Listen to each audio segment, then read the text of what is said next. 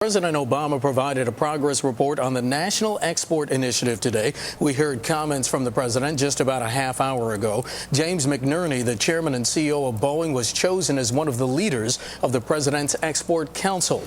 He joins us now from the White House with more on today's meeting. Mr. McNerney, welcome to Bloomberg News. Good to have you on.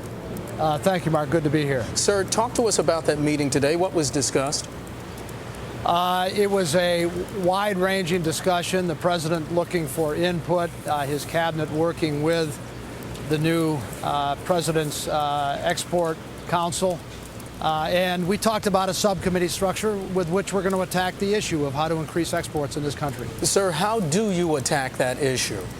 Well, it's no one thing. It's a lot of little things. But it has to do with more boots on the ground around the world. It has to do with letting companies do what they do best and remove those things that remove those processes, often in Washington, that slow things down a little bit. It's about improving the advocacy of the State and Commerce Department in support of American businesses. Right. And it's about ensuring a level playing field out there as we compete against foreign competitors. Mr. McNerney, you mentioned level playing field. In your discussions with the president, because you mentioned sometimes there are roadblocks in Washington, did you make it apparent to him that sometimes the politics of this gets in the way?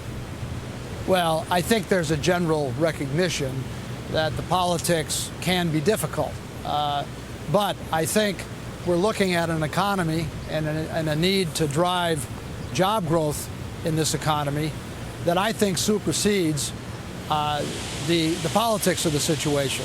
We've got to get the country going again, and using American businesses' natural advantages around the world is the fastest way I know to kickstart the economy. Speaking of kickstarting the economy, the Commerce Secretary Gary Locke is quoted as saying that the U.S. can, in his words, easily meet President Obama's goal of doubling exports in 5 years. Is he correct?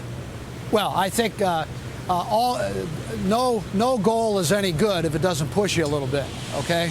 And I think this goal is something that is a challenge, but we can meet it. The businesses involved have enough capacity. Our competitive advantage against global competitors is significant enough in many cases that if we all get behind it, the administration, the American business community, labor, and others, if we all push, I think we can get there. Boeing's the biggest exporter in the U.S. How did you keep that trend continuing in this recession? Well, I think it's all about the innovativeness of your products and the advantage you have versus competition. And Boeing is just one example where we have that advantage. And I think in other industries, there are things that perhaps get in the way more than it does for us. And we're trying to unlock all of these things by removing impediments, removing hurdles, let people compete. Airbus, to switch gears, is saying that it hopes to win a $35 billion Pentagon tanker project. That despite that WTO ruling that European governments gave Airbus an illegal subsidy. President Obama addressed that in his remarks. He said that practice was unfair and hurt American workers. He continued, this ruling will keep the playing field level and boost American jobs. Can I get your thoughts on that? Well, listen, the WTO ruling was one that we welcomed. I think the U.S. government had been pressing this case for a number of years. I think it will change the business practices of Airbus and EADS over time. So this is welcomed by us and the workers that work for Boeing, who will no longer see their job base eroding because of subsidies. Well, the CEO of EADS, Louis Gallois, told reporters, he said, I think the nervousness which Boeing is showing in this affair, and he said propaganda campaign they've been waging in the last few days, is because they're afraid we'll have a competitive offer on the tanker. Would you care to comment on that? Well, listen, Louis is a great leader of EADS. I have a lot of respect for him, and there is no doubt that what we will see is a very good offer from Airbus that we will compete with.